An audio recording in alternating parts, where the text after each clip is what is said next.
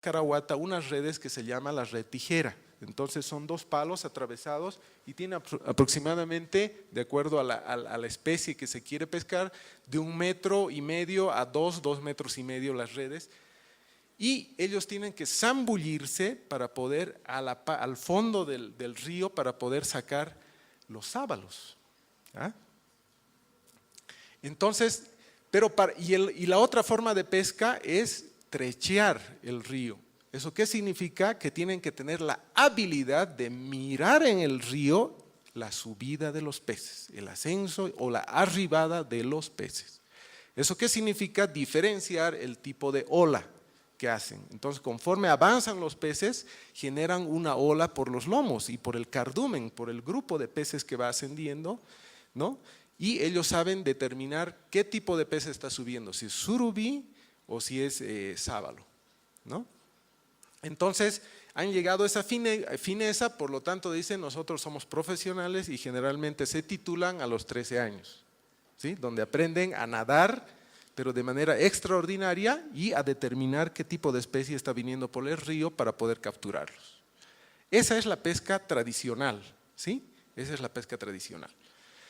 Otra cosa que me parece importante que conozcan es que una vez que sale de Bolivia el río Pilcomayo, se abre un abanico extraordinario que el sábalo no se cría en Bolivia. Bueno, hay dos hipótesis, ¿no? Hay una hipótesis de los sábalos residentes que son casi mínimos, justamente ahora estamos haciendo una investigación sobre la genética del sábalo, ¿no? Para poder determinar qué es lo que está pasando con esta especie y cómo durante tanto tiempo se lo ha aprovechado y se lo ha explotado y todavía se mantiene vivo, ¿sí? Van a ver la dimensión del aprovechamiento. Llega y se abre un abanico donde se forman unos bañados pero gigantescos y ahí están los bañados de la Estrella en el caso de la Argentina y también tenemos una parte en el lado del Paraguay. Conforme se inunda en la época de lluvia el Pilcomayo, se llena, ¿no? Y se conecta con el Paraná. Entonces los sábalos se entran de la parte del Paraná, pero obviamente tienen origen en el Paraná, pero ya hay divisiones naturales donde ya se han formado grupos y cardúmenes en el lado argentino, ¿sí? Entonces ahí se crían y ¿qué es lo que hacen? ¿Qué es lo que hace el sábalo? Es detríboro, se dice. Detritívoro, que consume detritos, todo el compost, el humus que se forma fruto de la caída de las hojas de los árboles en el momento de inundación y eso es lo que consumen y frutos también de árboles en la región esta de la Argentina. Entonces ahí están 1 o 2 años. Cuando llegan a una madurez aproximadamente de 2 años, empiezan, y eso es lo que queremos saber con el estudio de genética, qué es lo que les ocasiona para que ellos decidan hacer el ascenso de miles y miles de sábalos. ¿Hacia dónde? Hacia la parte de Bolivia. Avanzan por cardúmenes, pero tremendamente grandes, ¿ya? Entonces hay un patrón genético que les dice, vamos, ¿cuál? La reproducción. Entonces vienen a reproducirse a Bolivia. Y ese es el momento en que los pescadores los esperan. Entonces han desarrollado una serie de conocimientos. Por ejemplo, no ascienden todos en grupos, sino en cardúmenes y eso les llaman oladas, ¿sí? Entonces la primera olada está en el mes, empieza la veda el 15 de abril, en mayo, mayo, arranca la primera olada, es donde el precio del sábalo se sube en una dimensión bastante alta, ¿no? En el río aproximadamente a 20 bolivianos y aquí no sé a cuánto les venderán la unidad. Y cuando llega una olada, otra olada, pasa la olada esa y sigue ascendiendo el sábalo y el pescador se queda a esperar la otra olada. Aproximadamente hay unas 15 oladas en su nivel máximo que hemos logrado establecer y en periodos críticos hasta 3 a 4 oladas, nada más. Es donde aumenta el precio del pescado y baja los volúmenes de pescado, ¿no? De sábalo en este caso. Bien, otra cosa que me parece importante que conozcan, en su ascenso aproximadamente suben unos 500 kilómetros desde el lugar donde se crían los sábalos en la región del Paraguay y la Argentina hasta la parte de Bolivia, 500 kilómetros. Entonces, según la información y el trabajo de investigación que realizamos, generalmente en estos lugares de cría de sábalo, el sábalo no es muy rico. Es gordo, grasudo, con harto contenido de alimento en sus vísceras, pero no es rico. Por lo tanto, medio que no le tiran bola, como se dice en la Argentina. Nadie le tira bola. En esta parte donde se cría. Obviamente en la parte de la Argentina que son los huichí, que también son parientes de los huenayés, que son vecinos a los huenayés, ellos también lo pescan. Entonces, salen del criadero, de este criadero natural, salen y no comen absolutamente nada en el camino. Y van consumiendo lo que han ingerido y la grasa, y por lo tanto van enflaqueciendo un poco y adoptando su sabor. Lo interesante del asunto es de que en la parte baja es menos sabroso que en la parte de Villamontes o en la región Huenayés. Por lo tanto, los huenayés son los privilegiados en la pesca, ¿sí? Porque en la parte del trecho Huenayés es el sábalo lo más sabroso. Y aunque no crean, hemos llevado a gente de la Amazonía que decía el paichi es lo más sabroso, que el pacú es lo más sabroso, ¿no? Que el bacalao o el muturo es lo más sabroso, o que hay otra especie igual sabrosa, pero una vez que han probado sábalo, la mordaza, han quedado absolutamente calladitos y han dicho, creo que este es el pescado más sabroso que he probado en mi vida, ¿no? Y es en esta región. Pero con ello vienen los problemas, ¿no es verdad? Los problemas son bastante serios, no solamente es como les cuento, llega el sábalo en cantidades extraordinarias. En el 1986 ha sido el máximo de aprovechamiento y se ha extraído, según datos de Codefauna, 1.441 toneladas de sábalo, ¿sí? En ese periodo. Y en 1998 se ha registrado la más baja, 40 toneladas de sábalo. Es extraordinaria la pesca.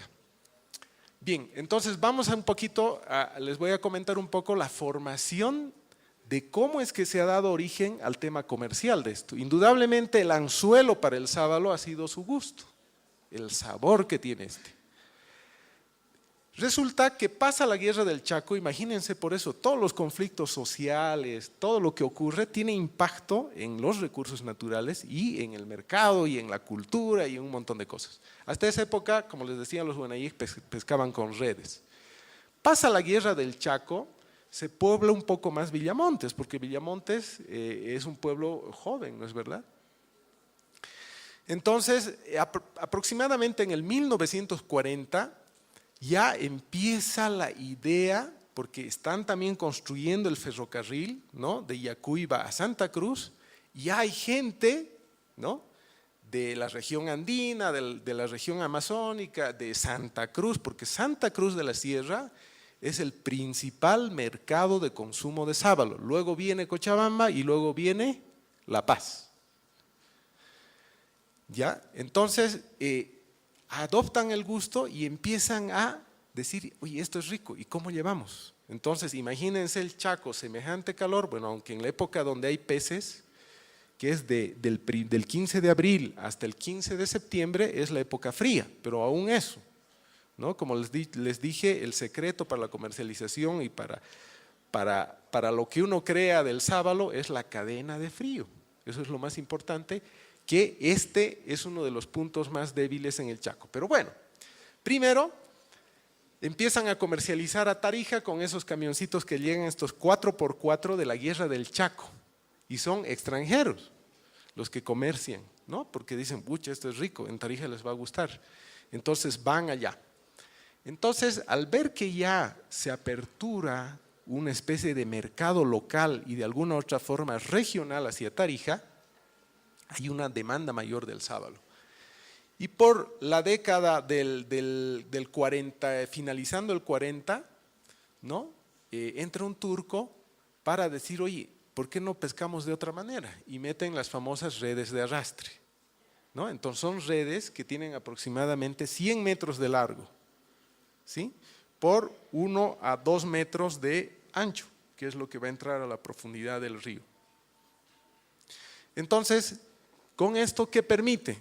De lo que mi red de tijera logra capturar de 0, de un pescado o de aproximadamente hasta 15 o 20 peces, ¿no? Sábalos, con la red de arrastre, imagínense qué volumen, aproximadamente sacan 1000 peces en una sola redada.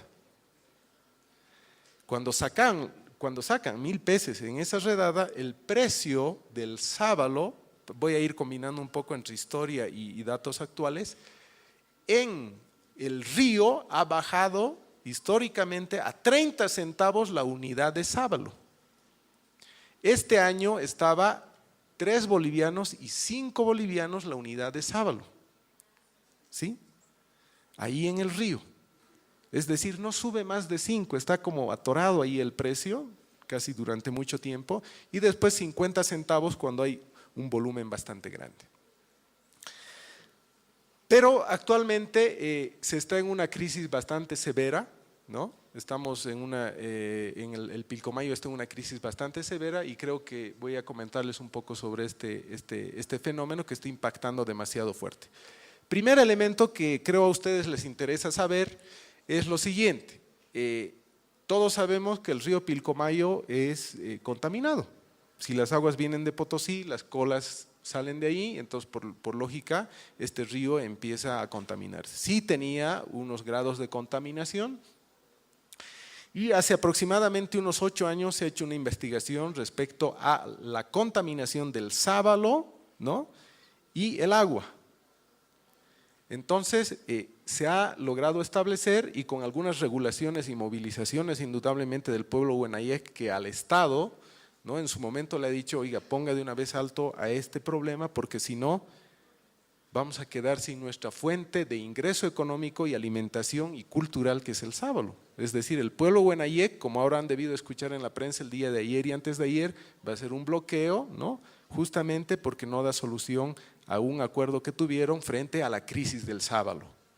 Entonces, la crisis del sábalo y el sábalo no es una cosa pequeña, digamos, sino es parte estructural de un pueblo que lo moviliza, que lo mueve. Entonces, este grado de contaminación llega hasta la parte un poquito más arriba de Villamontes y baja los niveles de contaminación en el agua justamente por el arrastre de sedimentos que tiene y se va depositando los sedimentos conforme va, como es sinuoso en la parte alta del río Pilcomayo y se van quedando la contaminación y se ha hecho un análisis del sábalo y el sábalo está en los parámetros permisibles de consumo humano, es decir que tiene un mínimo contenido de contaminación, lo que en un momento dado decían que los sábalos están totalmente contaminados, no es cierto. Los que están contaminados son las famosas churumas, ¿no ve? Estos peces chupadores que tienen la boca aquí abajo y que consumen lodo. Estos sí tienen una contaminación mayor que los sábalos, ¿sí? Bien, el otro elemento fundamental en el tema de la crisis actual es la sedimentación del río.